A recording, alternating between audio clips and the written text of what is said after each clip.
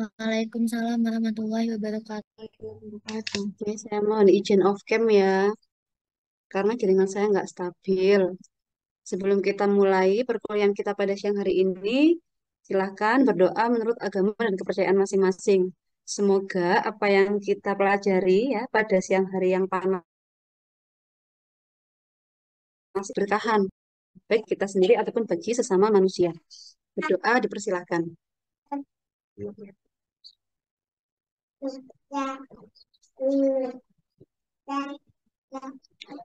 Berdoa dapat diakhiri. Oke, saya mulai saja ya, Dek ya. Hari ini kita akan belajar mengenai inkompatibilitas.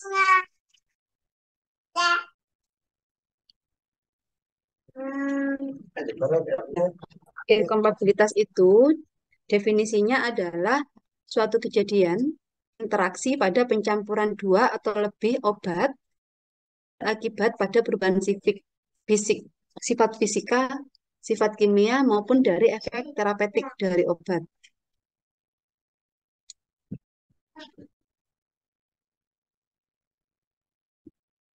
Nah, untuk macamnya, inkompatibilitas ini ada dua.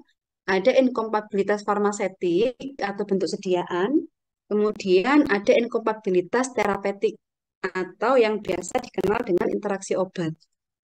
Nah, untuk inkompatibilitas farmasetik ini terbagi menjadi dua. Inkompatibilitas fisika atau fisik ya, sama inkompatibilitas kimia. Ini. Nah, kita masuk dulu ke inkompatibilitas fisika. Nah, inkompatibilitas fisika ini adalah suatu kondisi di mana terjadi perubahan sifat fisika dari dua atau lebih obat yang dicampurkan. Nah, kalau ada inkompatibilitas fisika, berarti nanti ada perubahan yang meliputi warna, rasa, bau, tekstur, viskositas, ataupun morfologi sediaan obat. Ini. Jadi ketika ada perubahan fisika, di sini ada perubahan yang saya paparkan tadi, mulai dari warna sampai morfologinya. Nah, ini penting. Kenapa ketika kita menggunakan obat baru atau membuka obat baru ya, misalnya saya punya sediaan sirup nih, saya mau buka. Itu pasti akan saya amati dulu morfologinya pada saat buka pertama kali. Mulai dari warnanya, kemudian dari baunya juga, sama kekentalannya. Terus dia ada keruh atau tidak. Nah, nanti setelah obat itu disimpan, untuk menentukan obat ini masih bisa digunakan atau tidak, bisa dilihat lagi. Ada perubahan nggak dari obat tersebut. Nah, kalau misalnya ada perubahan, maka kita bisa memastikan bahwa obat tadi tidak bisa digunakan lagi. Nah, seperti itu. Nah, untuk inkompatibilitas fisika, ini contohnya ada tiga. Yang pertama adalah immiscibility atau tidak tercampurkan. Nah, jadi di sini ada dua bahan cair yang tidak tercampurkan. Contohnya adalah bahan yang larut dalam air dan juga bahan yang larut dalam minyak. Ini contoh yang pertama. Kemudian contoh yang kedua ya dari inkompatibilitas fisika ini adalah adanya insolubility atau tidak larut. Jadi kalau yang tidak larut ini berarti ada bahan padat yang dicampurkan ke dalam bahan cair. Nah, di mana kedua campuran bahan tadi tidak bisa saling larut atau tidak bisa terbentuk larutan.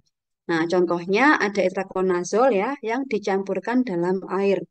Nah, ternyata ketika dua bahan ini disatukan terbentuk eh, dua fase ya. Jadi tidak ada larutan di situ. Yang padat tetap dalam bentuk padat, yang cair dalam bentuk cair ini. Kemudian inkompatibilitas fisika yang ketiga ini adalah pelelehan atau liquefaction dari bahan padat. Jadi bahan padatnya tadi ketika dia ditambahkan dengan bahan padat yang lain, ternyata dia bisa meleleh. Ini ada beberapa faktor yang mempengaruhi inkompatibilitas fisika. Yang pertama adalah suhu ruangan ya. Yang kedua, titik lebur masing-masing bahan. Yang ketiga, proporsi campuran obat. Yang keempat, tekanan saat triturasi atau pada saat menggerus. Yang kelima, adanya senyawa lain yang terbentuk yang dapat menyerap lelehan yang ada. Ini. pelelehan bahan padat. Nah, di mana ketika terjadi pelelehan ya, maka campuran tadi bisa menjadi lembab atau menjadi lengket. Nah, contohnya yang pertama ya, ada campuran eutektik. Nah, di mana pada campuran eutektik ini dua bahan yang dicampurkan ya, itu terjadi penurunan titik leburnya. Ini. Kemudian yang kedua itu adalah serbuk yang sifatnya higroskopis dan liquescence atau serbuk yang bisa menyerap lembab dari udara. Yang ketiga adalah serbuk yang sifatnya efflorescence atau serbuk yang bisa melepaskan air kristal ketika dia digerus. Akibatnya apa? Serbuk yang dihasilkan itu bisa menjadi lembab atau menjadi lengket. Gitu. Nah, ini adalah campuran eutektik. Nah, campuran eutektik ini definisinya adalah adanya dua atau lebih obat yang digerus bersama pada suhu ruang dan menyebabkan timbulnya lelehan campuran. Nah, campuran eutektik ini terbentuk karena ada penurunan titik lebur campuran obat jika dibandingkan dengan titik lebur masing-masing senyawa obat. Nah, kalian perhatikan gambar ya yang ada di sebelah kirinya. Ini ada bahan A, ada bahan B. Nah, bahan A sendiri titik leburnya ada di TMA. Ini titik lebur bahan A. Sedangkan yang bahan B itu adalah titik leburnya ada di TMB. Nih. Tetapi ketika dua obat ini dicampurkan, ternyata ada penurunan titik lebur, yaitu ada pada TE atau titik atau temperatur eutaktik. Nah, jadi dari titik lebur yang sangat tinggi ini karena dia dicampurkan akhirnya dia sama-sama turun. Jadi mulai di titik ini itu terbentuk lelehan atau cairan gitu. Nah, misalnya ya untuk yang titik eutaktik ini contohnya adalah sediaan yang sudah kalian buat kemarin. Campuran antara mentol dan campora. Nah, di mana untuk mentol itu sendiri ya dia punya titik lebur ini di angka 40-an. Sedangkan yang campora itu dia di 180 titik leburnya.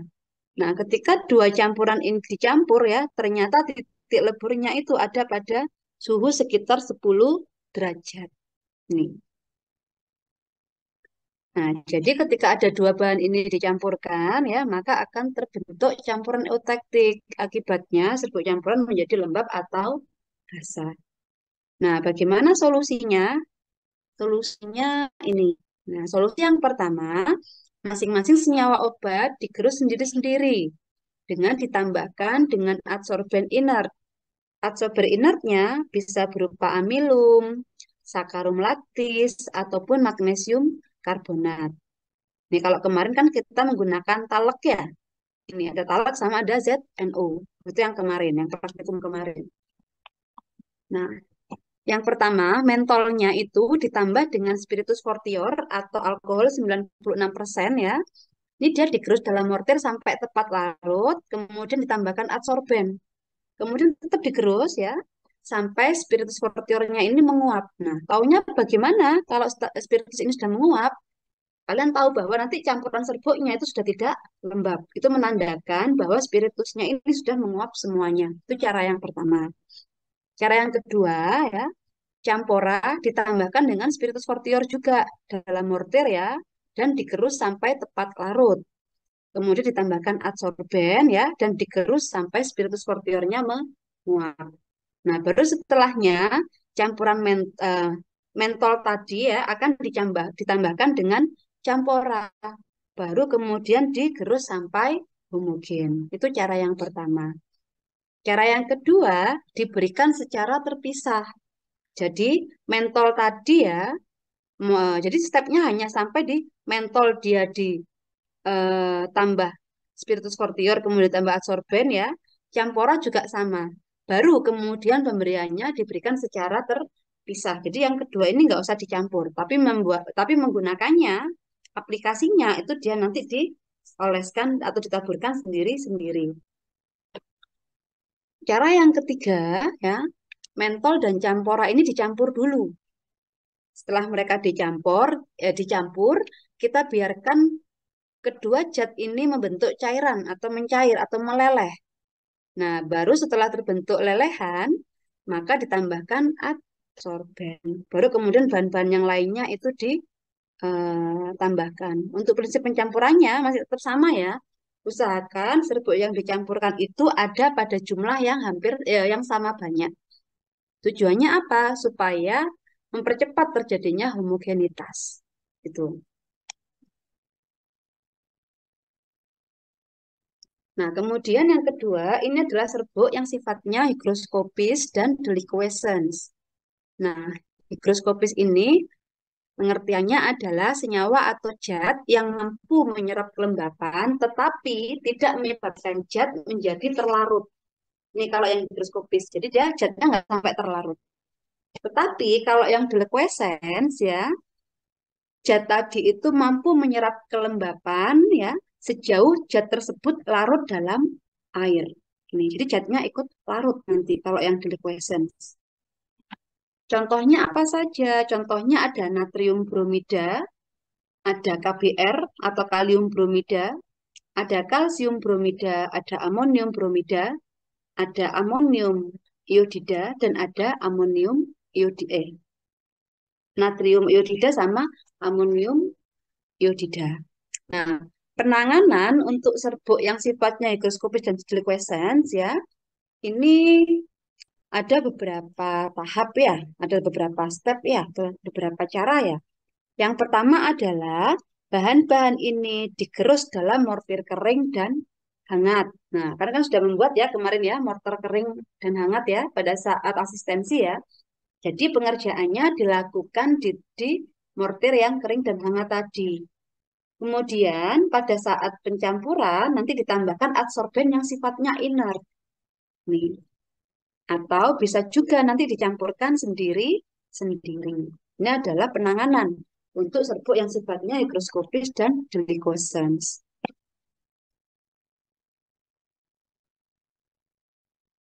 Nah, yang ketiga ini adalah serbuk yang efflorescence. Nah, untuk serbuk yang efflorescence, ketika dia digerus, maka serbuknya akan melepaskan air kristal, sehingga serbuknya akan menjadi lembab. Contohnya campuran magnesium sulfat dan juga natrium sulfat. Nah, ketika dua bahan ini digerus bersama-sama, akan terbentuk garap rangkap dan membebaskan air kristal dari magnesium sulfat dan natrium sulfat. Akibatnya serbuk menjadi lembab. Ini untuk penanganannya bagaimana? Penanganannya sama tadi. Kita menggunakan mortir yang kering dan hangat ya, atau bisa juga ditambahkan adsorben. Atau kalau enggak gitu ya sudah diracik sendiri-sendiri, baru kemudian pada saat dia mau digunakan baru akan dicampur. Itu solusi penanganannya. Ada pertanyaan terkait serbuk-serbuk yang sifatnya khusus ini? Silakan jika ada pertanyaan.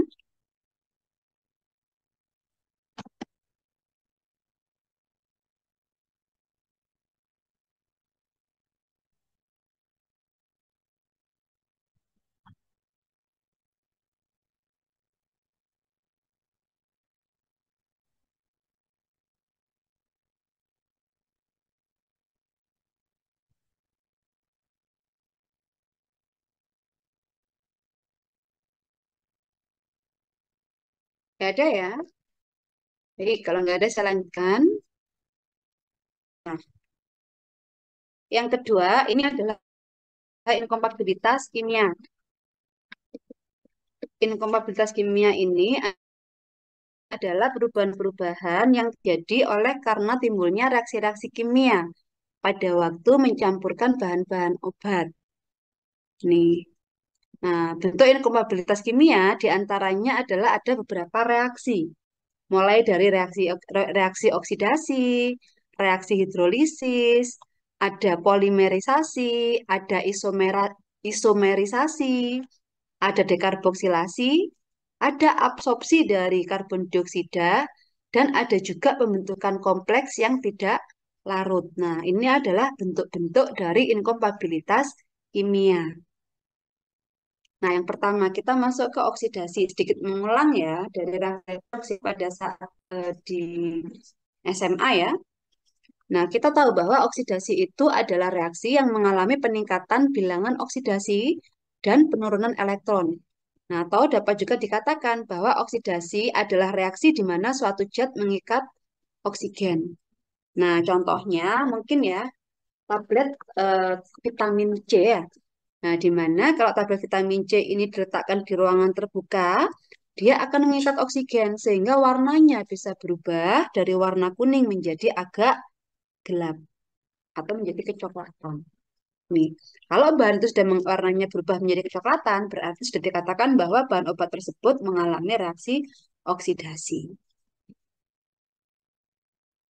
Nah, ini contoh lain ya obat-obatan yang rentan mengalami oksidasi. Yang pertama ada golongan katekolamin ya, ini contohnya adalah epinefrin, kemudian fenolik, contohnya ada morfin, ada phenylephrine ya. Morfin ini sering digunakan untuk analgesik. Phenylephrine ini untuk dekongestan atau untuk orang batuk pilek ya dengan keluhan hidung tersumbat itu menggunakan phenylephrine. Kalau morfin itu masuk nah, nanti jujur ya mengenai obat-obatan mana yang masuk narkotika, mana yang masuk psikotropika, dan mana yang termasuk golongan prekursor. Itu.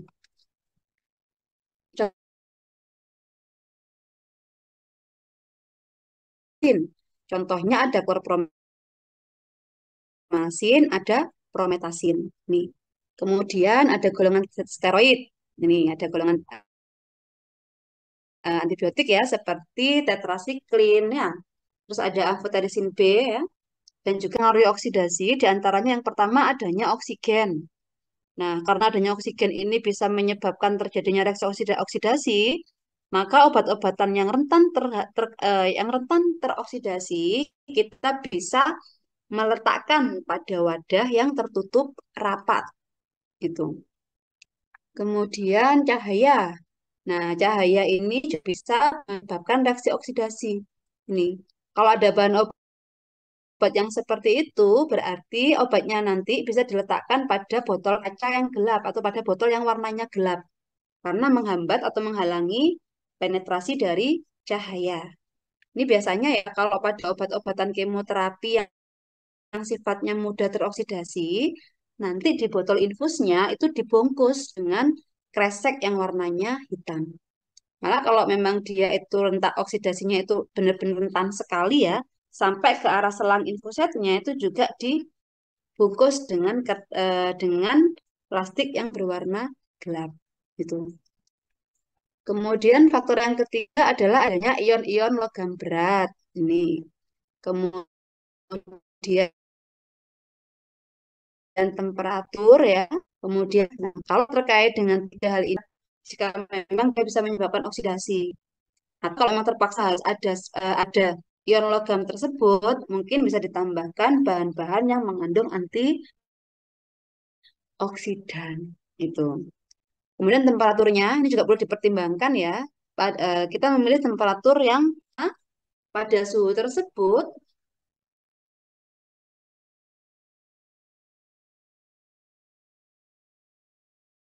stabilitasnya. Faktor yang keenam ini adalah adanya senyawa kimia yang berperan sebagai agen pengoksidasi. Ini. Kalau memang bisa nggak dicampur ya dengan suatu senyawa kimia, maka lebih baik tidak usah dicampurkan. Ini.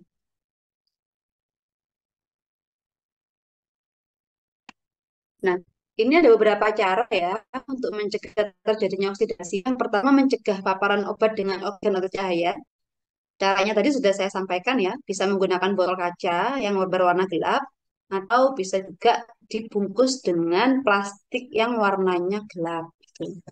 Kemudian penambahan senyawa antioksidan, mengontrol suhu penyimpanan, mengontrol kesediaan, dan misalkan senyawa yang mudah teroksidasi dan mudah terreduksi. Ini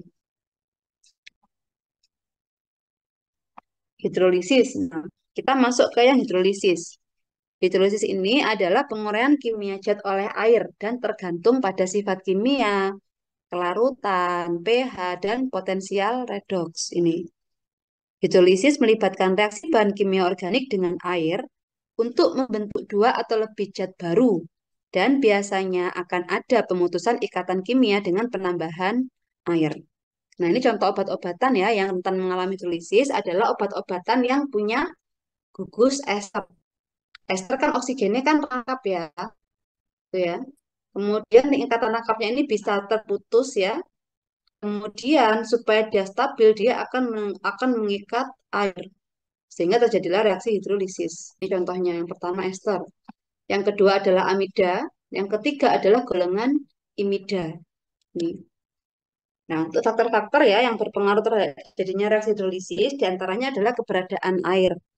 Nah, kalau memang air ini benar-benar membahayakan ya, atau bisa memicu terjadinya reaksi hidrolisis, maka pada obat yang sudah diracik tadi ya, bisa ditambahkan silika gel yang berfungsi untuk menyerap kelembapan. Nah, seperti yang kalian ketahui, air itu sebenarnya sifatnya nggak hanya cair, tapi dia bisa juga bersifat gas. Ada pada dalam bentuk gas, ya, atau dalam bentuk uap air tadi. Nah, kalau adanya adsorben seperti silika gel, dia bisa menyerap air yang ada apa uap air yang ada di lingkungan di sekitar obat ini. Yang pertama adalah tambah silika gel tadi. Yang kedua mengatur pH ya. Kemudian ini adanya asam basa yang sering digunakan sebagai buffer. Nih, nah kalau seperti ini kita bisa mengendalikan ya dengan memilih ya menggunakan buffer yang dari mana, apakah dari sitrat, dari fosfat atau dari asetat ini. Kemudian yang keempat, faktor yang mempengaruhi terjadinya reaksi hidrolisis ini adalah temperatur. Sehingga kita memilihnya lebih baik di temperatur dia stabil.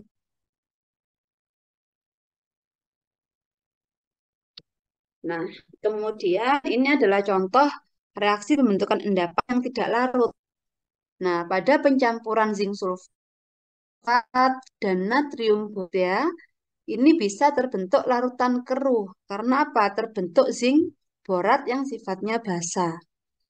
Nah, supaya campuran ini jernih, maka natrium boratnya bisa diganti dengan asam borat. Nih. Nah, kenapa kok endapan yang tidak larut ini perlu diperhatikan? Nah, ini perlu diperhatikan ya, terutama kalau obat-obatan yang dicampurkan itu adalah obat-obatan untuk sediaan intravena. Kan bisa bayangkan, vena kita kan kecil. Ketika ada endapan-endapan yang tidak larut tersebut ya, dan dia bisa jalan-jalan lewat pembuluh darah kita ya, yang ditakutkan adalah mereka nanti bisa ngumpul dengan teman sesamanya.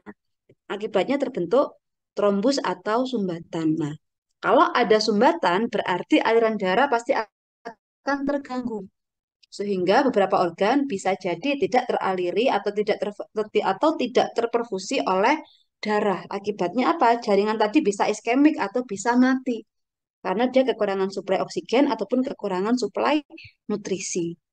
Gitu.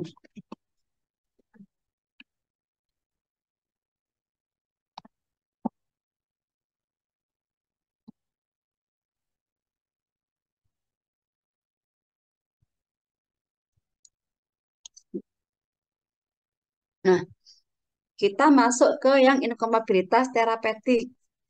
Nah, inkompatibilitas terapeutik ini ada dua ya. Ada interaksi farmakodinamik, ada interaksi farmakokinetik. Yang terjadi tidak disengaja, yang terjadi secara in vivo setelah pemberian produk obat, di mana hasil akhirnya bisa mempengaruhi efektivitas dari obat. Ini. Nah, interaksi terapeutik bisa terjadi antara obat dengan obat, obat dengan makanan, obat dengan herbal, dan obat dengan mikronutrien. Nah, kalau contoh obat dengan obat, ini contohnya adalah antasida misalnya. Antasida ini bisa mengganggu penyerapan dari obat yang lain. Sehingga obat yang lain tadi dia tidak bisa efektif. Ini karena apa? Karena antasida itu kan dia ketika dikunyah ya, kan bunganya dikunyah ya atau diminum ya. Kalau yang sudah dalam bentuk suspensi itu bisa menyebabkan lambung itu menjadi sedikit lebih basah. Sehingga ada obat-obatan tertentu yang bisa terurai. Kalau obatnya sudah terurai, berarti dia kan nggak akan bisa diabsorpsi. Nih, dan dia nggak bisa menimbulkan efek terapi. Itu contoh interaksi obat dengan obat. Kemudian kalau obat dengan makanan, ini contohnya adalah Captopril. Nah, Captopril itu adalah obat untuk darah tinggi ya, di mana dia memang lebih baik ketika diminum dalam keadaan lambung kosong. Nih, supaya apa? Dia tak absorpsi sempurna. Kalau dengan ada makanan, nanti absorpsi dari kaptopril ini dia juga lebih sedikit. Akibatnya efek terapeutiknya juga tidak bisa maksimal. Itu contoh yang kedua. Kemudian untuk yang interaksi obat dengan herbal, ini contohnya adalah nih penggunaan warfarin dengan suplemen garlic. Kalau kalian cek di interaksi obat nanti ya, baik dari Stokely ya, ataupun dari drugs.com atau Medscape ya, itu bisa menyebabkan terjadinya atau meningkatkan resiko pendarahannya. Nih, ketika menggunakan herba dengan menggunakan garlic dengan warfarin.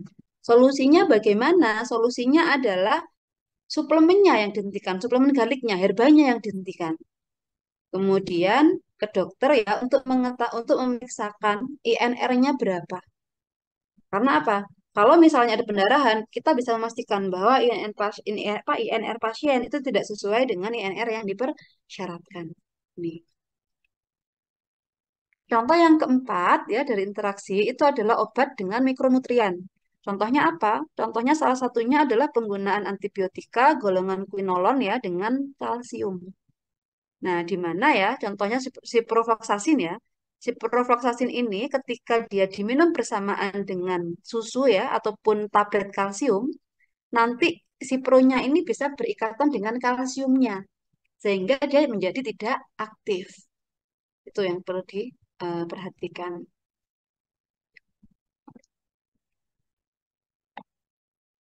Nah, interaksi terapeutik efeknya ini bisa meningkatkan atau mengurangi aktivitas atau menghasilkan efek baru atau efek samping yang tidak dimiliki sebelumnya. Ini adalah akibat atau ketika terjadi interaksi obat. Ini, ini ya jenisnya tadi ada farmakokinetik, ada farmakodinamik. Kalau yang farmakokinetik yang dipengaruhi adalah atmanya, mulai dari absorpsi ya, absorpsi, distribusi, metabolisme, dan ekskresi. Ini itu yang farmakokinetik. Sehingga kalau terjadi reaksi farmakokinetik, ini biasanya bisa menambah atau mengurangi jumlah obat yang tersedia dalam tubuh untuk menimbulkan efek farmakologisnya. Ini yang farmakokinetik. Kalau farmakodinamik, ini adalah interaksinya ada di tingkat reseptor bisa berkompetisi pada reseptor yang sama. Ini kalau yang farmakodinamik. Nah, efek interaksi terapeutik yang pertama ada aditif. Nah, disebut aditif ketika dua obat yang diberikan dalam kombinasi sama dengan penjumlahan matematis dari efeknya ketika diberikan sendiri.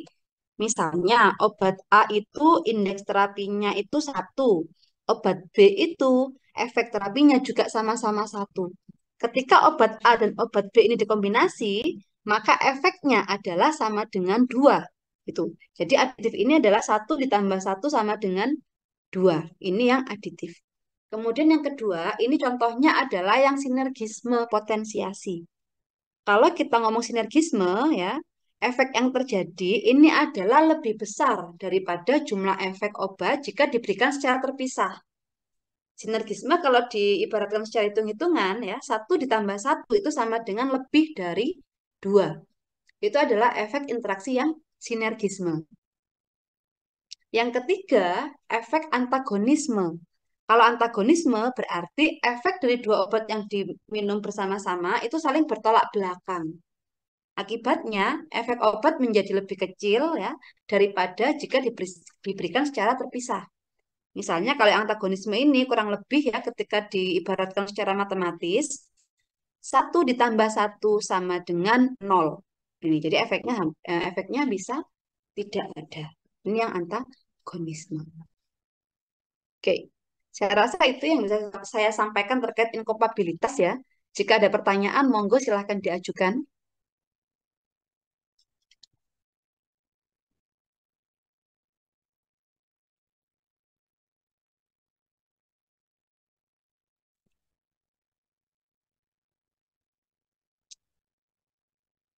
Oke, nggak ada ya.